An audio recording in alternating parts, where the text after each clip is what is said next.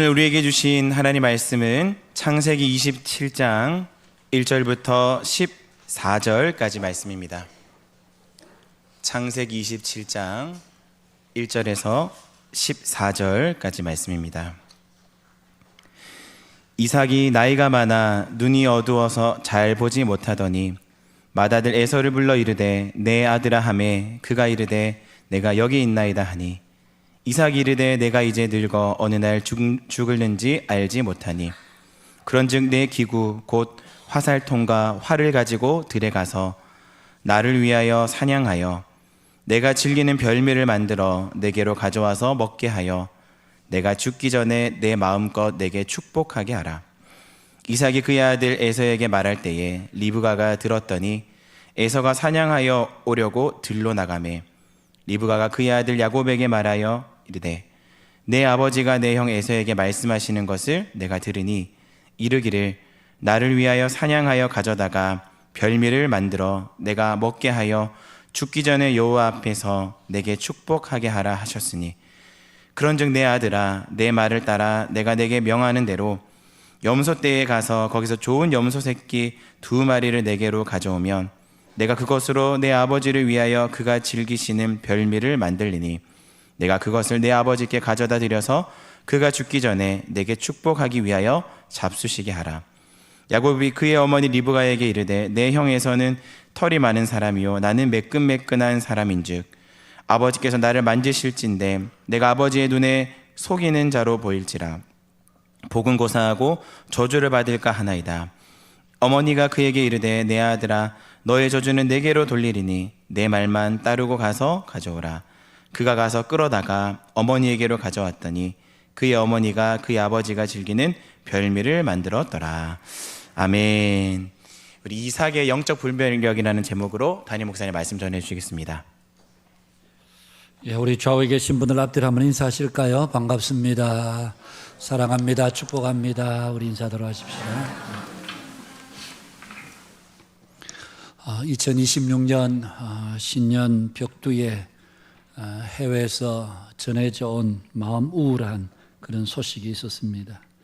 그동안 놀라운 하나님의 은혜, 또 내가 알지 못했던 예수, 내 안에 하나님이 없다 등등의 많은 저술들로 한국교회 성도들에게 적지 않게 영적 영향력을 끼쳤던 미국의 기독교 작가였던 필립 얀시라고 하는 분이 지난 8년 동안 기혼 여성과 불륜 관계를 맺어온 사실이 밝혀지면서 전격적으로 모든 사역에서 은퇴한다는 소식이었습니다. 저도 마찬가지였습니다만 필립 얀시를 아는 많은 분들이 그 소식을 듣고 대단히 적지 않게 충격을 받았으리라 생각이 됩니다. 전해준 소식 글을 읽으면서 마음에 문득 이런 생각이 들었습니다. 지난 8년 동안 그렇게 부정한 관계를 유지해 오면서도 분명히 강연 활동도 했을 것이고 저술도 이어갔을 텐데 필립 얀시는 과연 어떤 마음으로 그렇게 했을까 하는 생각이 들었습니다.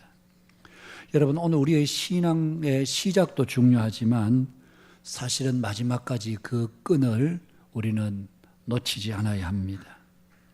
좋게 시작했다가도 마지막이 아름답지 못하면 그분이 앞서 행했던 모든 사역들이 한꺼번에 다 부정될 수 있기 때문에 그렇습니다. 그래서 많은 믿음의 선배들은 하나같이 나라와 민족, 열방과 선교, 교회를 위해서 기도하기 전에 먼저 너 자신을 위해서 기도해라. 나라와 민족과 열방과 선교, 교회를 위해서 거창한 기도하기 전에 먼저 너 자신의 영혼을 위해서 기도하라는 겁니다.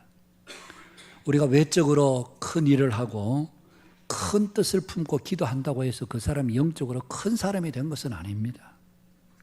날마다 자신의 영적 상태를 살피며 자신이 지금 어떤 상태에 있는지, 주님께서 우리에게 말씀하신 대로 심령이 가난한 상태에 있는지, 의에 줄이고 목이 마른 상태에 있는지, 마음이 청결한지, 우리 자신의 영적 상태를 끊임없이 살피고 또 살피고, 그래서 내 지금 믿음, 내 신앙의 상태가 어떤 상태에 있는가, 그것을 살피고 기도하는 것이 먼저이지, 밖에 있는 열방과 선교, 거창한 기도가 먼저가 아니라는 얘기입니다. 여러분, 창세기 26장 지난주에 본 말씀입니다마는 그때 이삭의 나이는 대략 100세 이전, 아마 학자들은 80세에서 90세 그 어간쯤이 되지 않을까 그렇게 추정을 합니다. 그런데 오늘 27장은 이제 이삭의 나이가 130세쯤 되어서 일어난 일입니다. 장수로는 26장, 27장 한 장 차이지만 그 사이 어간은 40-50년의 시간이 지났다는 얘기입니다. 여러분, 40-50년을 지나는 동안 이삭의 영적 상태는 여러 변화들이 있었습니다. 그런데 좋은 쪽보다는 좋지 못한 쪽으로, 그야말로 영적 분별력이 상실된 그런 이삭의 모습을 오늘 우리는 27장에서 마주하게 되는 것입니다. 그래서 성경을 읽으면서 이삭이 왜 이렇게 되었을까? 여러분, 우리도 이 세상을 살아가면서 순간순간 영적 분별력의 상실을 가져올 때가 있습니다. 그런데 대체로 언제 영적 분별력이 상실되는가 생각해 보면 모든 사람에게 일반적으로 다 적용할 수는 없겠습니다만은 대체적으로 보면 평안할 때에, 모든 것이 다 잘 되고 있을 때에, 걱정 근심거리가 없을 때에, 그럴 때 의외로 우리는 영적 방향 감각을 상실하고 영적 분별력을 잃어버린 경우들이 우리에게 자주 있습니다. 여러분, 우리가 앞장에서 우리가 보았습니다마는 이삭은 그 흉년의 때에, 모두가 죽겠다고 하는 그 흉년의 때에 하나님께서 애굽으로 내려가지 말고 내가 지시하는 이 땅에 거주해라. 그래서 그 해에 농사를 지었는데 100배의 결실을 거두었습니다. 거부가 되었습니다. 양과 소가 때를 이루었습니다. 많은 종들이 생겨났습니다. 뿐만 아니라 그의 아내 리브가로 인해서 혹시 어떻게 될까 봐 두려워하던 그 마음에 하나님께서 이삭이 두려워하던 그 문제를 바로 아비멜렉의 입을 통해서 이 사람이나 이 사람의 아내의 손을 대는 자는 내가 반드시 죽이리라. 하나님께서 이삭이 두려워하고 염려하던 문제를 한꺼번에 해결시켜 주셨습니다. 뿐만 아니라 그 땅의 목자들이 이삭이 부자가 된 모습을 보면서 시기가 나서 아버지 아브라함 때 팠던 우물을 다시 메워버리기도 하고 쫓아내기도 하고, 그러면서 4번씩이나 장막터를 옮겨가면서 그야말로 나그네의 서름을 톡톡히 맛보며 이삭은 도망 피해 다녀야만 했었습니다. 그랬던 이삭에게 아비멜렉이 그의 친구 아우삭과 군대장관 비고를 대동하고 와서는 우리가 보니 하나님께서 너와 함께 하심을 우리가 보았다. 그러면서 화친하자. 그리고는 더 나아가서 앞으로 네가 우리를 해치지 않겠다고 약속해다오. 여러분, 이게 한 나라를 크건 적건 그래도 군대 장관이 있는, 군대를 가지고 있는 이 나라의 왕이 일개 나그네로 떠돌이 생활하는 이삭이 와서 할 말은 아니잖아요. 네가 앞으로 우리를 해치지 않도록 약속해달라. 여러분, 이게 그렇게 할 약속이 아니잖아요. 그럼에도 아비멜렉이 볼 때는 이삭 참 두려운 사람이다. 하나님이 함께 하시기 때문에 우리가 함부로 손을 댈 수도 없고 어쩌면 이 사람이 우리를 해칠지도 몰라. 그런 두려움 속에서 하나님 앞에 약속해달라. 너희들이 너가 우리를 해치지 않겠다고. 여러분 보십시오. 부자가 되었죠. 걱정하고 염려하던 두려워하던 문제가 사라졌죠. 종들이 땅을 파는 곳마다 물이 솟아났죠. 아비멜렉이 군대 장관과 와서 허리를 숙이고 화친하자고 그렇게 이야기를 하죠. 여러분, 이삭이 그동안 가지고 있었던 모든 문제들이 한꺼번에 다 해결이 되었습니다. 그러자 여러분, 이삭에게 영적 위기가 찾아오게 된 것입니다. 여러분, 오늘 우리도 이 땅을 살아가면서 우리가 평안과 안정과 만족을 구합니다. 그러나 여러분, 조심해야 될 것은 그 모든 것이 형통할 때 우리에게 의외로 위기가 찾아옵니다. 우리가 두려운 일이 있고 걱정할 거리가 있고 염려할 거리가 있으면 하다못해 기도하게 되고 겸손하게 살게 되는데, 이런 문제들이 우리가 다 떠나고 나면요, 그때부터는 안일함에 빠지게 되고, 그러면서 나도 모르게 영적 어둠이 찾아오게 되는, 이게 오늘 창세기 27장에서 우리가 마주하게 되는 이삭의 모습이었습니다.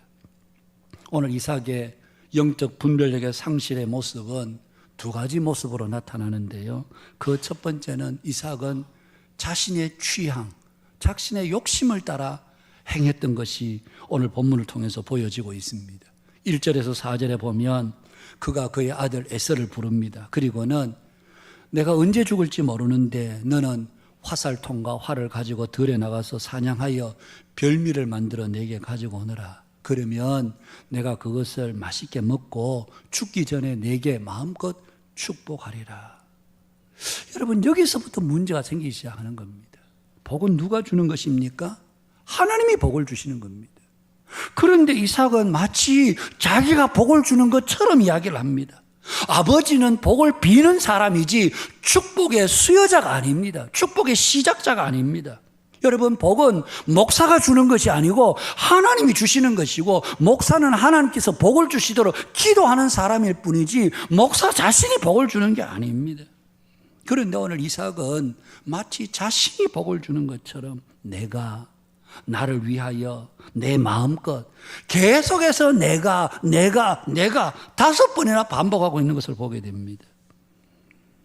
자녀들마다 기질과 특성이 다 다릅니다. 여러분, 부모도 인간인지라 어떤 자녀는 쟤는 참 나하고 잘 맞아, 그런 자녀도 있고요, 또 어떤 자녀는 얘는 나하고 참 잘 안 맞아, 내 자식이긴 하지만, 그런 게 있을 수 있죠. 그런데 오늘 여기 이삭의 취향은 그런 기질의 문제가 아니었습니다. 창세기 25장 28절에 보면 이삭은 에서가 사냥한 고기를 좋아함으로 그를 사랑하고, 이삭이 내 아들이기 때문에 내하고는 좀 야곱은 내하고 잘 안 맞고 이삭은 내하고 잘 맞고, 그래서 이놈이나 저놈이나 다 내 아들이기 때문에 사랑하는 것이 아니고, 이삭은 에서가 사냥한 고기를 좋아함으로 그를 사랑하고, 그래서 주석학자들은 이삭에게는 식탐이 있었던 것 같다. 그 기준이 오로지 자신의 육신의 욕망이었습니다. 자신이 좋아하는 것을 에서가 잘 채워주니까 그것으로 인해서 에서를 사랑했고, 그리고 그래도 한날 한시에 태어났지만 그래도 먼저 나온 아이가 에서이니 그에게 장자의 축복을 계상하려고 했던, 그야말로 지극히 인간적이고 육신적인 그런 이삭의 모습을 오늘 성경을 통해서 보게 되죠. 그리고 또 한 가지 그의 영적 분별력의 상실의 모습은 그는 자신의 고집을 꺾지 않았다는 데 있습니다. 25장에서 여러분, 그의 아내 리브가가 임신을 하지 못하자 아내를 위해서 기도하죠. 그때 하나님께서 리브가에게 상둥이를 허락하셨습니다. 그런데 이 아이들이 그 리브가의 뱃속에서 얼마나 그냥 격렬하게 뛰노는지 도대체 이게 무슨 일인가. 그래서 하나님 앞에 물었을 때에 하나님께서 리브가에게 말씀하셨습니다. 두 국민이 내 태중에 있구나. 두 민족이 내 복중에서부터 나누이리라. 이 족속이 저 족속보다 강하겠고 큰 자가 어린 자를 섬기리라. 여러분, 리브가가 이 엄청난 하나님의 말씀을 듣고 자기 혼자 속으로만 간직하고 있었을까요? 이 말씀은 그냥 보통의 말씀이 아니죠. 엄청난 말씀입니다. 그래서 그 남편 이삭에게 분명히 여보, 하나님께서 내게 이런 말씀을 하셨어요. 분명히 이야기했을 것입니다. 그러면 여러분, 적어도 이삭은 하나님의 말씀을 따라야 하잖아요. 우리가 뒤에 마지막에 보겠습니다만은 여러분, 리브가는요 오래도록 그 말씀을 기억했습니다. 그런데 이삭은 그 하나님의 말씀을 들었음에도 불구하고 그 말씀을 흘려들었든지 그 말씀을 별로 마음에 두지 않았든지 끝까지 자신의 생각을 꺾지 않고 고집을 부리는 이삭의 모습을 보게 됩니다.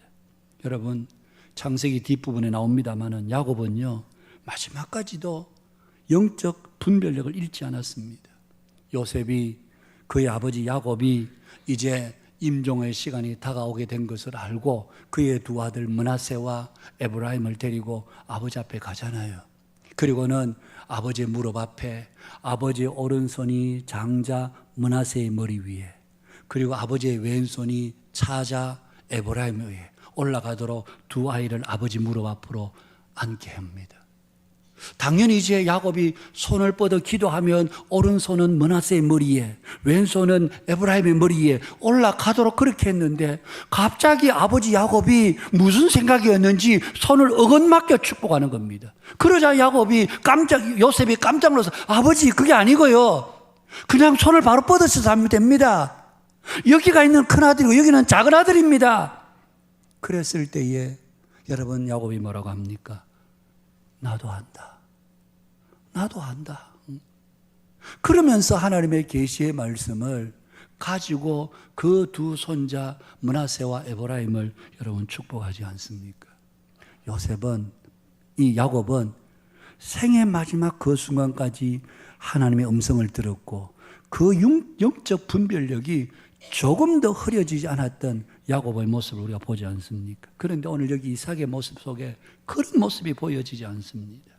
여러분, 에서에게 내가 이제 죽을 날이 점점 가까워오는 것 같아 130세 어간에 그런 이야기를 했지만, 실제로 여러분 그 뒤에 이삭이 50년을 더 살았습니다. 창세기 35장에 보면 180세 이삭이 이 세상을 떠나게 됩니다.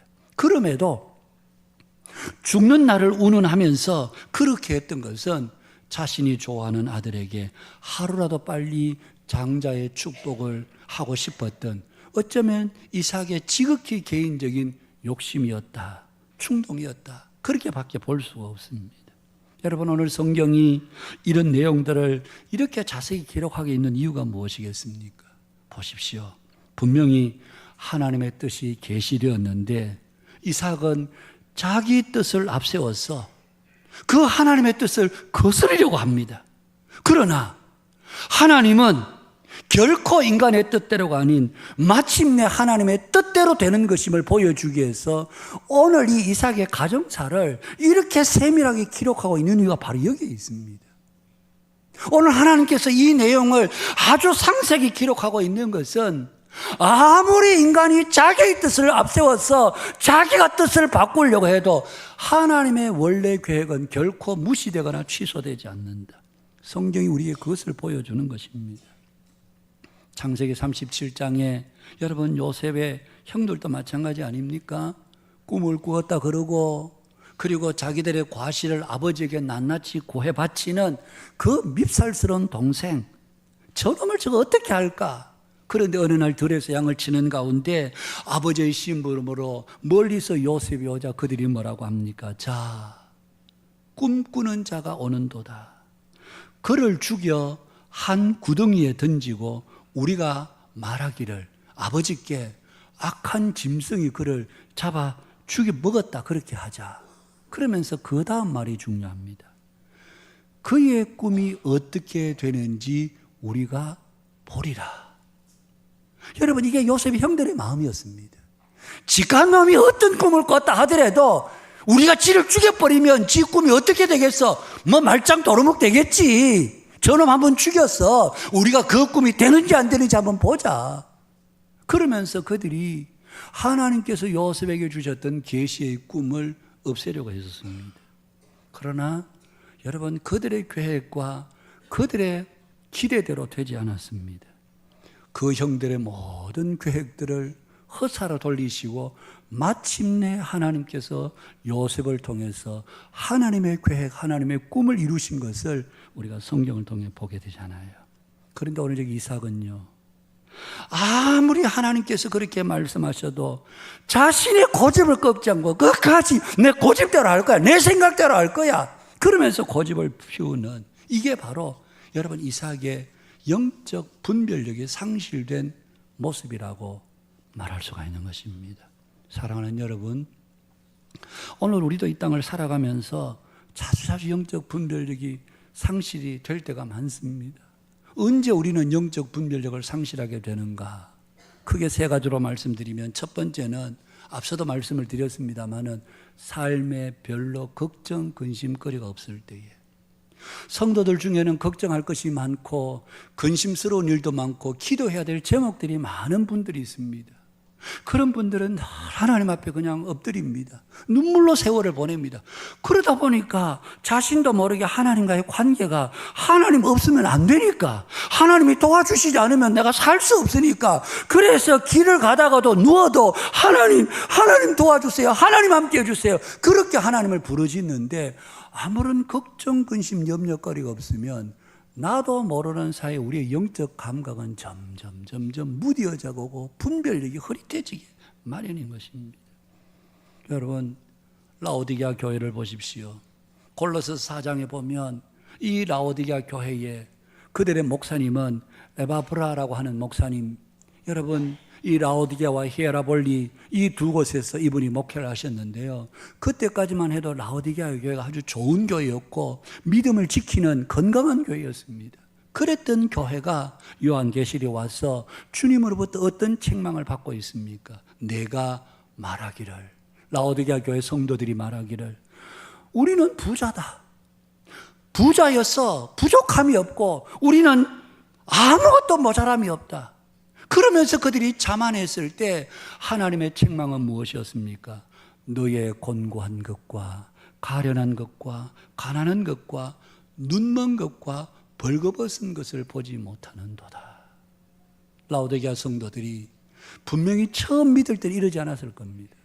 처음 믿을 때는 믿음 생활의 모든 것이 어려웠기 때문에 하나님을 전적으로 의지하고 살았는데 그 지역이 상업화되면서 점점 더 부가 몰려들기 시작하고, 그러다 보니까 교회도 성도들의 삶도 여유가 넘치니까 이제 어느덧 마음속에 자만심이 들어서 우리는 부자다, 부유하여서 부족한 게 아무것도 없다.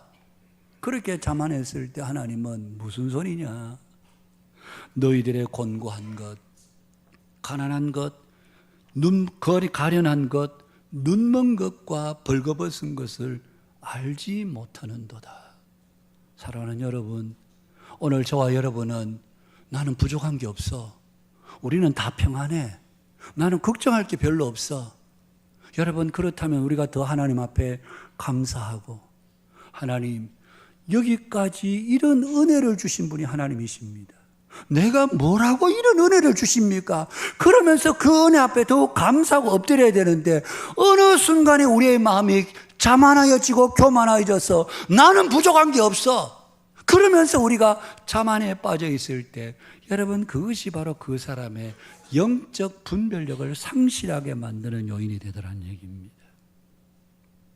두 번째는 무엇이든지 우리가 하나님께 묻지 않고 자신의 생각으로 살 때, 그때 우리는 영적 분별력이 상실되는 것입니다. 여러분, 우리는 매사에 무슨 일을 하든지 하나님의 뜻이 어디 있는지, 하나님이 뭘 기뻐하시는지 우리가 물어야 되지 않아요? 근데 자꾸 안 묻는 거예요. 내 생각이 더 옳다는 거예요. 하나님 생각은 뭐 물어볼 거 없고 내 생각, 내 뜻이 더 옳다는 거예요. 그러면서 가는 것이 우리의 영적 분별력 상실을 가져옵니다. 2005년도에 열방대에서 훈련을 받을 때에 12주 동안 제주도 훈련을 받는데 한 6, 7주 이래 지나면 그때부터 이제 선교 체제로 바뀌면서 세계 4곳에 아우리치를 가게 되는데 해외에 한 달, 국내에 한 달, 그러면서 학교에서 간사님들이 기도하고 갈 나라, 갈 지역들을 정합니다. 그러면서 첫 번째는 이집트, 전라남도 나주, 이집트에서 한 달, 나주에서 한 달. 그리고 또 한 지역은 일본, 그리고 순천. 그리고 또 한 지역은 중국, 진주. 그리고 한 지역은 캄보디아, 포항. 이렇게 딱 정해졌습니다. 그래서 학생들에게 기도하고 하나님의 음성을 들으십시오. 하나님께서 여러분들을 어느 나라로 가라고 하는지 그렇게 기도하고 정하십시오. 과제를 줬습니다. 근데 학교에서 그때 마침 막 소문이 돈 게 뭔가 하면, 지금 이집트에 가면 벼룩이 너무 많아서 벼룩이 한번 물리면 그게 되게 가렵고 잘 낫지도 않고 힘든다는 소리를 제가 딱 듣자마자 첫 번째, 이집트는 아웃. 이집트는 아웃. 난 이집트는 안 간다. 거리도 멀고. 그래서 기도하면서 1번 캄보디아 포항. 포항은 제가 사역하는 곳이잖아요. 캄보디아는 그래도 이래 괜찮고, 또 포항 가면 전부 내가 다 아는 제 나우발이고, 그러니까 캄보디아와 포항 1번, 2번은 그래도 일본 좀 싫지만 깨끗한 나라니까 2번, 1번 순천, 3번 중국, 그래도 중국은 좀 지저분하지만 그래도 이집트보다 안 나았겠나. 그리고 진주 가리라. 마지막 4번째는 이것저것 다 안 되면 이제 이집트 나주 딱 적어냈습니다. 저희 집 사람이 여보 이거 기도했어요? 자기는 기도해보니까 하나님께서 자꾸 이집트 가라는 마음을 주신다는 거예요. 그래서 가장의 권위를 앞세워서 무슨 소리? 이집트는 안 돼. 나도 기도해봤어. 그거는 좀 뻥이었습니다만은 나도 기도해봤어. 하나님께서 내보고 캄보디아 가라고 그러셨어. 그러고 딱 적어냈습니다.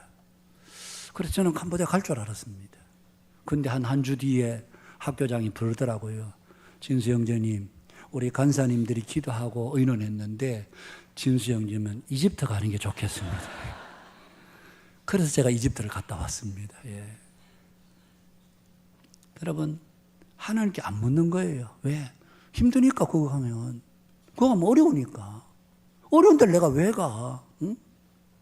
힘들고 어려운 데는 가지 않고 편안하고 좋은데 내가 익숙한 곳에 괜찮은데 내가 가지. 왜 내가 그런 고생을 해? 여러분, 이게 우리들의 마음입니다. 하나님의 뜻을 우리가 잘 안 묻는 거예요. 내 뜻이 중요하고 내 생각이 중요하고 내가 하고 싶은 것이 더 중요해요. 이게 바로 영적 분별력의 상실입니다. 3번째는 여러분, 예배와 말씀, 기도의 자리에서 멀어질 때 영적 분별력의 상실이 옵니다. 솔로몬을 보십시오. 얼마나 하나님 앞에 겸손했습니까? 기본에서 1천 번제를 드렸습니다. 하나님께서 내가 너에게 뭐 주기를 원하느냐? 여러분, 부도 구할 수 있고 명예도 장수도 구할 수 있었지만 솔로몬은 하나님, 이 백성들 앞에 출입하는 것이 너무 어립니다. 이 백성들을 듣는 마음을 제게 주십시오. 그럴 때 하나님께서 이 솔로몬을 귀히 여기시고 내가 너희가 구하지 않은 이런 부와 명예와 장수까지도 주시는 엄청난 복을 받았습니다. 여러분, 그런데 점점 이 솔로몬이 영적으로 무뎌져 가기를 시작하더니만 마침내 이방의 공주들을 자기 아내로 삼으면서 하나님을 버리고 우상을 섬기게 되는, 그러자 솔로몬을 끝으로 해서 나라가 남과 북으로 나뉘어지는 멸망의 길을 걷게 되는, 여러분, 가슴 아픈 일들을 우리가 성경을 통해서 보게 되잖아요. 예배의 자리에서, 말씀의 자리에서, 기도의 자리에서 우리가 떠날 때에 영적 분별력의 상실을 우리가 경험하게 되는 겁니다. 여러분, 우리가 매주 드리는 예배 한 번 빠진다고 해서 무슨 여러분에게 큰 일이 일어나고 여러분들에게 죽일 일이 일어나고 그러지 않습니다. 아니, 한 번 빠져도 별일 없네. 2번 빠져도 괜찮네. 그러나 여러분, 그러는 사이에 우리의 영적 어두움은 점점 우리를 찾아오게 되고 우리는 영적으로 점점 우매하고 어두워지게 된다는 사실을 우리는 잊지 말아야 합니다. 이게 예배와 말씀 기도입니다. 우리가 다른 것으로 거룩해지는 게 아니고, 거룩한 일을 한다고 해서 거룩해지는 게 아니고, 말씀과 기도가 우리를 거룩하게 하는 거지 다른 어떤 사역이 우리를 거룩하게 하는 것이 아닙니다. 그래서 예배의 자리는 우리가 목숨을 걸고 사수하고 매일매일 말씀과 기도의 자리를 우리는 가볍게 여겨서는 안 되는 이유가 바로 여기에 있는 것입니다. 여러분, 이런 이삭의 모습과는 달리 오늘 본문의 리브가를 보십시오. 하나님의 일하심을 기다리지 못하고 남편을 속인 행동은 장차 판단받아야 될 일이긴 합니다만은, 그러나 하나님의 말씀에 충실하고자 했던 이 리브가의 모습은 참 너무 아름답습니다. 여러분, 70년의 세월이 흘렀습니다. 쌍둥이를 가진 70년의 세월이 지난 뒤에, 여러분, 쌍둥이를 태중에 가졌을 때 하나님께서 말씀하시고 70년의 세월이 지났습니다. 그럼에도 큰 자가 어린 자를 섬기리라. 오랜 세월이 지났음에도 불구하고 그 마음속에 하나님의 말씀을 결코 잊지 않는 리브가의 모습을 우리에게 보여줍니다. 얼마나 살 떨리는 일입니까? 얼마나 위험한 일입니까? 일이 들통나면 축복은 고사하고 저주를 받을까 두려워하는 야곱에게 어머니, 형은 틀의 사람이고 저는 매끈매끈한데 아버지에게 가서 거짓말이 들통나면 축복은 고사하고 저주를 받지 않을까요? 그러자 리브가가 뭐라고 합니까? 내 아들아, 네가 받을 저주가 있다면 그것은 내게 돌리라. 내가 받으마. 그러니 너는 내 말만 들어라. 여러분, 이게 얼마나 여러분 과감한 그런 결단 아니겠습니까? 저주와 위험을 감수하고서라서도 네가 당하는 저주가 있다면 그것이 어떤 저주를 하들지라도 내가 받을 테니까, 여러분 그럼에도 불구하고 하나님의 말씀을 이루려고 하는 이 모습은 정말 우리의 삶에 큰 도전이 되지 않을 수가 없습니다. 사랑하는 성도 여러분, 오늘 우리는 하나님의 말씀을 이루기 위해서 어떤 위험을 감수하고 있습니까? 우리 예수님 십자가를 앞두고 십자가를 모면할 수 있는 기회, 길들은 여러 가지 있었습니다. 그럼에도 불구하고 여러분, 신문 받는 과정뿐만 아니라 마지막 그 십자가 형태를 위해서까지 그는, 예수님은 이렇게 함으로 내가 성경을 이루게 하기 위함이다. 이렇게 하면 내가 어떻게 성경을 이루겠느냐. 제자들이 만류했지만 너희들의 말대로 하면 어떻게 내게 대해서 이루어질 성경이 이루어지겠느냐. 마지막 십자가의 그 고통의 순간까지 예수님은 하나님의 말씀을 이루려는데 온 삶을 집중했던 것을 보게 됩니다. 우리도 하나님의 말씀을 순종하는 일에는 여러분 어려움이 있습니다. 사람들의 비난을 듣습니다. 때로는 모욕을 당할 때도 있습니다. 그럼에도 불구하고 어떤 사람들로부터 내가 비난을 받고 어려움을 당하고 모욕을 당한다 할지라도 하나님의 말씀대로 내가 가겠습니다. 부르심을 따라가겠습니다. 여러분, 이게 바로 성경을 이루려고 했던 예수님의 길을 따라가는 삶이 아니겠습니까?